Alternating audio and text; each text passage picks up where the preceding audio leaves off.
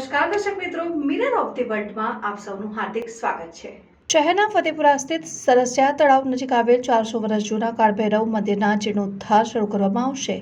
ફતેપુરામાં આવેલા સરસિયા તળાવ સ્થિત કાળભૈરવ દાતાના મંદિરનો જીર્ણોદ્ધારની કામગીરી શરૂ કરવામાં આવશે। અહીં પતરા હોવાથી શ્રદ્ધાળુની શ્રદ્ધાથી હવે જીર્ણોદ્ધાર કરવામાં આવશે, કારણ કે ઘણા બધા લોકોને પતરા હોવાથી જૂના કાળભૈરવ મંદિર વિશે ખબર જ નહોતી પડતી। આ મંદિર આશરે 400 વર્ષ જૂનું ગાયકવાડ સમયનું અને પૌરાણિક મંદિર છે, જેમાં આ મંદિરમાં પૂજા અર્ચના કરવા માટે મોટી સંખ્યામાં ભક્તો આવતા હોય છે અને દાતાની પૂજા અર્ચના કરી તેના દાનનો અનુભવ કરે છે।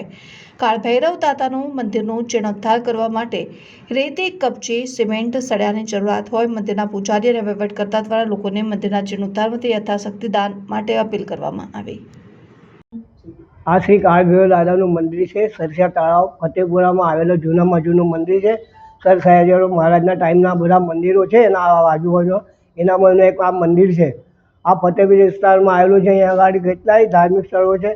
અમે આ આગળ મને ઓછામાં ઓછા 25 થી 30 વર્ષ કન્ટિન્યુઅસ સેવા કરું છું મેં। એક ટાઈમ એવો હતો કે કોઈ અહીંયા આવતું નહોતું, શું ધીમે ધીમે દાદાની એવી કૃપા થઈ ગઈ, આવા લોકો બધા આવવા લાગ્યા ધીરે ધીરે, ને આ પછી વાત ધીરે ધીરે મંદિર બનતું ગયું। હવે અમારું એક છેલ્લું જે રિનોવેશનનું કામ છે, માથા પર પતરા છે, એટલે અમારા બધા ભક્તોની ઈચ્છા કે એના પર ધાબુ થઈ જાય, એના પર મોટું ઘુમ્મટ થઈ જાય, એટલે લોકોને ખબર પડે દૂરથી કે આ મંદિર છે, ધર્મસ્થાન છે। કેમ કે અમુક લોકોને હજુ ખબર બી નહીં પડતું કે આ કાળભૈરવ દાદાનું મંદિર છે।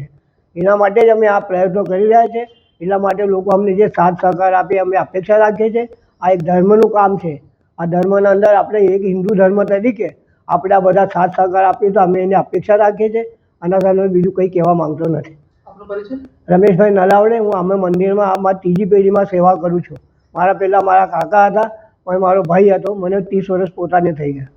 આ કાળભૈરવ દાદાનું મંદિર છે। 400 વર્ષ જૂનું પૌરાણિક મંદિર છે અને જ્યાં જે લોકો અહીંયા આસ્થા લઈને આવે છે, આસ્થા એમની પૂરી થઈ જાય છે અને આનો અમે જીર્ણોદ્ધાર કરી રહ્યા છીએ।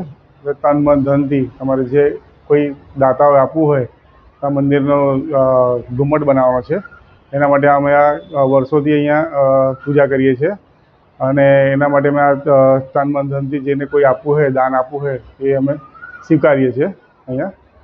અને આ મંદિર એવું ચમત્કારિક છે કે જે બી લઈને કોઈ અહીંયા આવે છે અહીંયા ફર્સ્ટ ટાઈમ, એ કન્ટિન્યુ થાય છે, એનું કામ થાય છે, 100% કામ થાય છે। અહીં કાળભૈરવ દાદાનું આ 400 વર્ષ જૂનું મંદિર છે। આ મંદિરમાં ઘણા બધા ભક્તો આવે છે, એમની મનોકામનાઓ પૂર્ણ થાય છે। રવિવારે, મંગળવારે, ગુરુવારે ઘણા બધા ભક્તોનો ઘસારો અહીં રહે છે। આ જૂનું જે મંદિર છે એમાં અમે થોડો જીર્ણોદ્ધાર પણ કરી રહ્યા છે। તો મારા આપ સર્વેને એક જ વિનંતી છે કે તન મન ધનથી આપ લોકોનો સાથ સહકાર મળે। અમે એવું નથી કહેતા કે ધનથી જ આપો, પણ ખાલી માત્ર તમે ભગવાનને એટલું પ્રાર્થના કરો કે આ જે ભૈરવ દાદાનું મંદિર છે જે આલિશાન રીતે બને અને એનો જીર્ણોદ્ધારમાં કોઈ પણ જાતની કોઈ પણ પ્રકારની તકલીફ ના પડે, એ રીતની પ્રાર્થના તમે ભગવાનને કરો। એ જ અમારા માટે તમારું ધન, મન, ધન અને એ દાન છે અમારા માટે। બસ અમે બધા એક જ વસ્તુ ઈચ્છીએ છીએ કે અહીં આવનાર તમામ ભક્તોના દુઃખ દૂર થાય અને અહીં આવનારા તમામ ભક્તોના દુઃખ તો દૂર થાય જ છે। અને ઘણા લોકો એવી પણ માનતા માને છે કે પૂનમે, અમાસે અહીં દર્શન કરવા પણ આવે છે અને આજે એ લોકો પણ અહીં આવી પોતાની ધન્યતા અનુભવે છે। કયા વિસ્તારના મંદિર આવેલું છે? આ 400 વર્ષ જૂનું મંદિર સરસિયા તળાવની આગળ કાળભૈરવ દાદાનું મંદિર આવેલું છે। અહીં કાલાષ્ટમીના દિવસ દર મહિને 1-2 વાર હવન પણ કરવામાં આવે છે ને અહીં ઘણા લોકો પોતાના તન મન ધનથી અહીં સેવા પણ આપે છે।